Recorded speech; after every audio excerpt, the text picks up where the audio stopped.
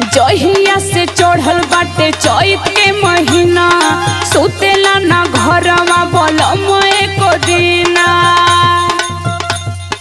दाबी दाबी तकिया बिगोर जाला नेचर। अरे टीवी देखल कर पगली, टीवी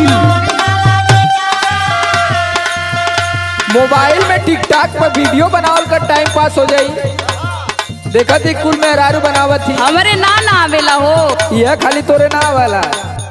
अरे संदीप राज उर्फ राज से सीख ले, वो तो टिकटॉक का स्टार है। दाबी दाबी तकिया बिगोर जाला